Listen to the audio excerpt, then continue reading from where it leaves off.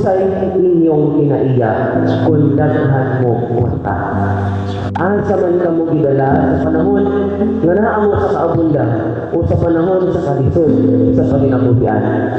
Ala ka nang tulibuha, ang atong mga pambasa nag-imbita ka nato sa pagmamalandong mahitungod sa kadaon na mamahimong bunga tungod sa pagpaton sa daghan ng mga bahandi o kabtangan apan kabus sa bahandi nga langit nun.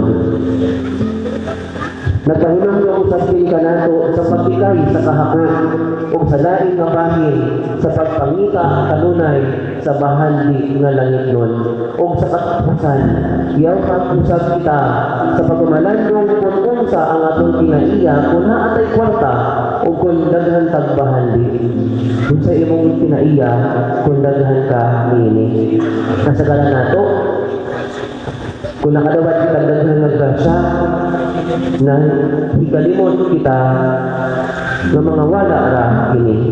Usahay sad kung naatay daghan nga bahandi o kabtangan maunsab ang atong tan-aw sa atong kaugalingon ug tan-aw nako sa ato ang isig kaingon.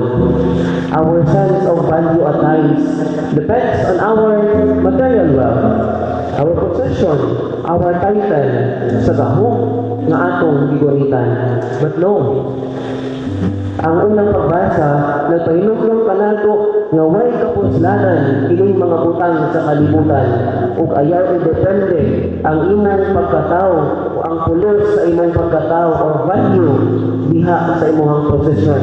Kay dili kini mao ang basihan sa pagsan-tan-aw sa Dios kanato. The brothers and sisters, our sense of value, our dignity as a human person, rests and depends not on material possession and earthly possession, but on the things that we are willing to give, we are willing to sacrifice for others.